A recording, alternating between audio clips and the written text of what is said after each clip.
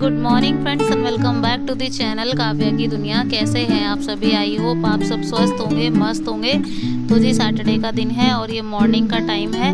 बाहर का मौसम मैं आप सबको दिखा रही हूँ, बहुत ही अच्छा है। और आज जो है ना मतलब हवा बहुत ठंडी ठंडी चल रही थी और क्योंकि किनमिन वाली छोटी वाली बारिश हो रही थी उस वजह से मौसम में काफ़ी ज़्यादा चेंजेस आए हैं। और अब जो है ना पंखे की हवाई ऑलरेडी इतनी ठंडी लगती है तो कूलर वगैरह तो हो गए हैं बंद।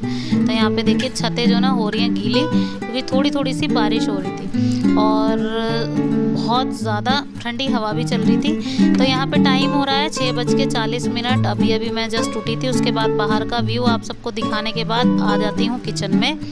तो ब्रेकफास्ट में बनेगी पकौड़ियाँ। तो यहाँ पे आलू और गोभी की पकौड़ियाँ बनेगी। तो अचानक से प्लान बना था, मतलब ऐसा कुछ डिसाइड नहीं हुआ था रात को कि मतलब ब्रेकफास्ट में पकौड़ियाँ वगैरह ही बनेगी। लेकिन अचानक से सुबह जब मौसम के चेंजेस देखे ना फिर उसके बाद ये लगा कि चलो पकौड़ियाँ बना लेते हैं। पकौड़ियाँ बनाई थी इन्होंने, तो मतलब मैंने भी नहीं बनाई थी, मैं सिर्फ वीडियो शूट कर रही थी और ये बना रहे थे पकौड़ियाँ को। इनका मन था तो बोले आज मैं खिला देता हूँ सबको, तो इन्होंने बनाई थी। अब यहाँ पे बेसन घोल लिया था और जिस तरीके से इन्होंने घोला था उस तरीके से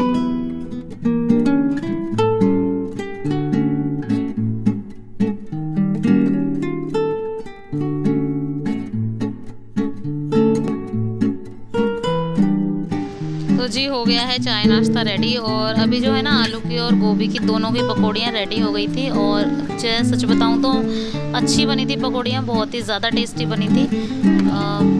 कई बार ऐसा होता है ना अपने हाथ से थोड़ा सा बोर हो जाते हैं, मतलब खाते खाते थोड़ा टेस्ट चेंज हो जाता है। तो जी अब मैं यहाँ पे बना रही हूँ रोटियाँ और ये लेकर जाएंगे अपना टिफ़िन। मतलब बच्चे तो आज स्कूल जाएंगे नहीं, सिर्फ धैर्य गया है। उर्वी और काव्या की छुट्टी थी आज तो वो नहीं गई है। तो बस मैं उनके लिए ही रोटियाँ बना रही थी। सब्जी मैंने बनाई है घिया चना दाल की सब्जी। रेसिपी आप लोगों के साथ इसीलिए शेयर नहीं की क्योंकि वीडियो ऑलरेडी इतना बड़ा हो चुका था। और घिया चना दाल में जैसे बनाती हूँ ना वो मैंने पहले भी आप लोगों के साथ शेयर किया हुआ है। तो अभी यहाँ इनकी प्लेट रेडी है। तो इनकी प्लेट में मतलब गरम गरम सब्जी हो तो उसमें जाता है 1 चम्मच घी और उससे टेस्ट जो है ना दुगना हो जाता है। तो बस अब ये खाएंगे और इनका टिफ़िन वगैरह मैंने पैक कर दिया। बची हुई सब्जी को मैं निकाल दूँगी कटोरे में। तो चलिए फ्रेंड्स अभी जो है ना मैं आ गई थी कमरे में और यहाँ पे जो है ना मतलब मैं आप सबको बता दूँ कि कुआँ पूजन की चल रही है तैयारियाँ। तो कुआँ पूजन हमारा डिसाइड हो गया है और डेट फिक्स हो गई है मतलब नेक्स्ट मंथ की। लेकिन उससे पहले जो है ना मैं सोच रही थी कि मतलब पहनूँ क्या, बच्चों के कितने कपड़े हैं क्या हैं, और धैर्य के पास, उर्वी के पास, काव्या के पास कितना कुछ है तो मुझे क्या लाना होगा। तो वो सब डिसाइड तो पहले से ही करना होता है। और दूसरी बात ये थी कि मुझे क्या पहनना है वो भी मुझे डिसाइड करना था। तो यहाँ पे ये जो नेट वाली साड़ी है ना पीच कलर की, ये वाली साड़ी मैं सोच रही थी इसको पहन लूँ। और उससे पहले ना मुझे इसमें ड्राई क्लीन वगैरह थोड़ी करानी होगी। तो बस ये वाली साड़ी मैंने आप लोग के साथ पहले ब्लॉग में ना कभी नहीं पहनी है क्योंकि मैंने जब ये पहनी थी ना तो मेरी जब शादी हुई थी तभी मैंने पहनी थी। उससे बाद में मैंने सिर्फ 1 या 2 बार ये साड़ी पहनी होगी। और वीडियोस मैंने अभी बनाना शुरू किया है। तो जब से मैं वीडियोस बनाना शुरू किया तब से मैंने ये एक बार भी नहीं पहनी। और ये नेट की साड़ी थी और मैं इसको डाल के देख रही थी अब भी इसका लुक वैसा का वैसा है ही या नहीं।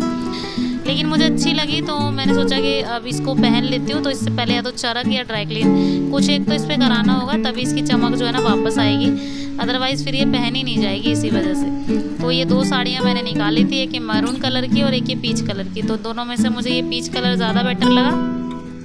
दूसरी चीज़ ये उर्वी का लहंगा है, ये बहुत ज़्यादा गंदा हो गया था। जब लास्ट टाइम मैं अपने बुआ के लड़के की शादी में गई थी तो बहुत ज़्यादा मतलब बेकार हो गया था। तो अब इन दोनों चीज़ों में ही ड्राई क्लीन होगी। घर में मैं इसको धुल नहीं सकती क्योंकि इसमें कैन लगी हुई है इसी वजह से। अच्छा साड़ी ये वाली भी बहुत प्यारी थी, मुझे बहुत अच्छी लगती है। मेरे फर्स्ट करवा चौथ की साड़ी है तो मेरे घर से आई थी। तो पहले करवा चौथ पे हमेशा जो है ना घर के आए हुए कपड़े ही हम लोग पहनते। अब यहाँ ये वो कपड़े हैं मतलब धैर्य के। अभी जब बर्थडे आया था ना लास्ट टाइम वीरू का तो तब उसकी माँ जी ने दिए थे ये कपड़े। तो मुझे अच्छे लगे, तो मैं सिर्फ एक बार चेक कर रही थी कि मतलब ये पहनने लायक हैं फंक्शन में या नहीं। तो अच्छे थे कपड़े, तो इसी वजह से मैंने इनको इसी इधर ही रख लिया है, तो एक फंक्शन में ये काम चल जाएगा। तो अब यहाँ पे जो है ना मैं बाकी के कामों में लग गई थी। अब फटाफट से पहले मैंने बेडशीट को झाड़ा, क्योंकि मुझे करनी थी सफाई, तो उससे पहले जो है ना बेडशीट को झाड़ना ज़रूरी था। और आज जो है ना बेडशीट पहले इसलिए नहीं झाड़ी थी क्योंकि पहले मुझे बेड चेक करना था, जैसा कि मैंने आप सबको बताया कि मतलब मुझे साड़ियाँ वगैरह चेक करनी थी।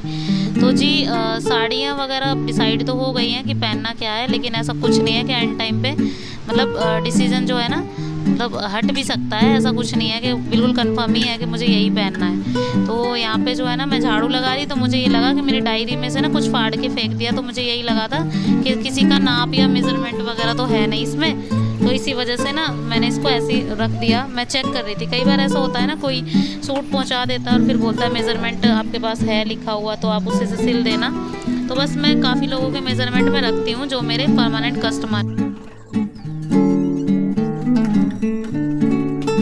झाड़ू वगैरह मैंने लगा दी है। अब यहाँ पे जो ना आज ये कूलर के ऊपर भी बहुत ज़्यादा मतलब रश हो रखा था, इतना ज़्यादा कि मतलब जिसको जो दिखता है ना वो यहाँ पे रख देता है। और हमेशा हमारे घर में ना यही होता है, क्योंकि घर की कोई भी ऐसी जगह खाली नहीं होती, जिसको जो स्टैंड लगता है वो वहीं रख देता है। तो अब जो है ना कूलर रखने की आ गई है बारी, तो मतलब मौसम ठंडा हो चुका है, तो बस ये लग रहा था कि अब इसको उठा के रखना है। तो उससे पहले मैंने सोचा एक बार इसकी सफाई कर देती।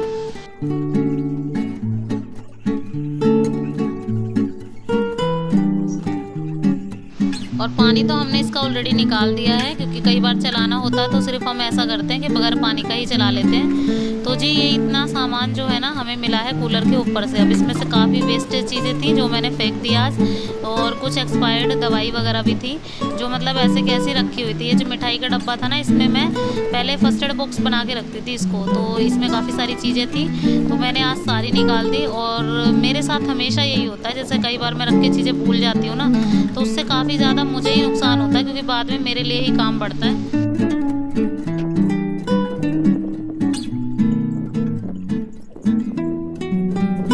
तो सारी दवाइयाँ चेक कर करके मैंने फेंक दी थी कूड़े में आज। तो ये डब्बा भी एक बार एकदम से खाली हो गया, तो अब ये वेस्ट ही था, तो मैंने इसको भी फेंक दिया। अब तो इसकी मुझे ज़रूरत लगी नहीं, और कुछ दवाइयाँ ही निकली, ज़्यादा नहीं निकली, कुछ दर्द।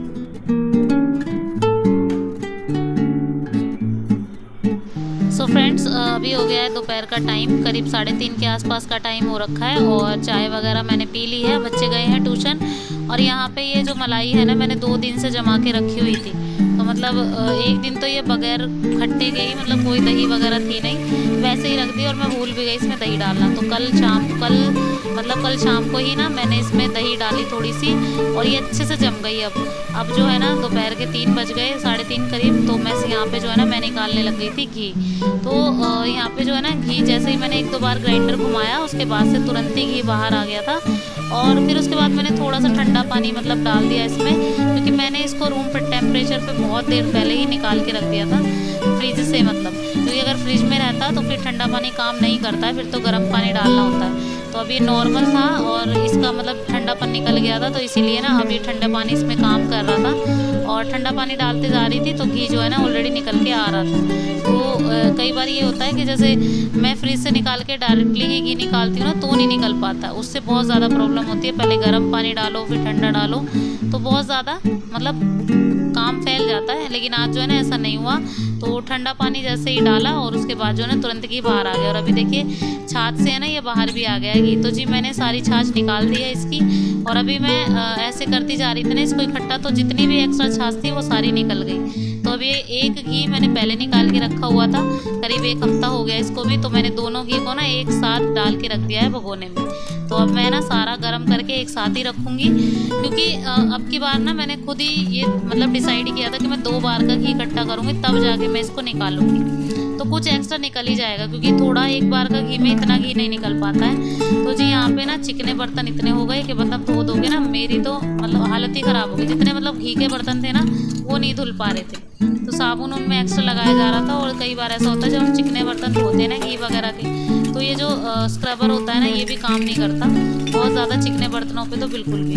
तो गर्म पानी से पहले बर्तन धोने पड़ते हैं, उसके बाद से साफ़ होते हैं। तो जी यहाँ पे घी में आ गया था उबाल अच्छे से, और कुछ देर तक मतलब मंदी गैस पे, बिल्कुल सिम गैस पे मैंने इसको पकाया और ये देखिए कुछ इस तरीके का हो गया है। तो अभी जो है ना सारी छाछ जलने के बाद कुल इतना घी मेरा निकला है।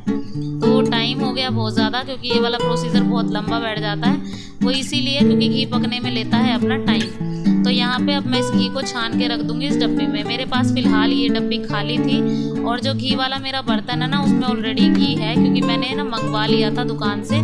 तो अभी जो है ना ये डब्बी मेरे पास खाली थी, तो मैं यही देखना चाह रही थी कि मतलब कितना घी इसमें ना हुआ है। तो देखिए करीब आधी डिब्बी या हल्का फुल्का सा उससे कम होगा, इतना घी जो है ना इस बार निकल गया है। और 2 बार का घी था और सच में मुझे इतनी खुशी हुई ना इसको देख के, बस मैं आपको क्या ही बताऊं। क्योंकि 2 बार के घी ने अगर मैं 3 बार का घी निकालती तो शायद जो है ना ये डब्बी पूरी ही भर जाती। और अभी देखिए घी जो है ना इतना हो गया है, तो इसको रख देते हैं साइड में। ये देखिए घी और बिल्कुल प्योर फ्रेश घी है, तो मैं इसको अलग से डब्बी में रख देती हूँ, ये बाद में काम आएगा। तो अभी जो है ना बस किचन को क्लीन वगैरह कर देते हैं, क्योंकि बहुत टाइम हो गया था इसमें लगे लगे। और अभी चलते हैं नीचे। तो जी नीचे हो रहा है काम और आज जो है ना बन रहे हैं लड्डू बूरा वगैरह सब। तो हम सब यहाँ पे लगे हुए थे, करीब हमें यहाँ पे 2 घंटे लग गए थे। तो दीदी भी आई थी, बड़ी वाली दीदी थी, मैं थी, मम्मी थी। तो भारती गई थी डॉक्टर के पास, उसको शायद कुछ मेजर प्रॉब्लम है तो इसलिए दिखाने गई थी।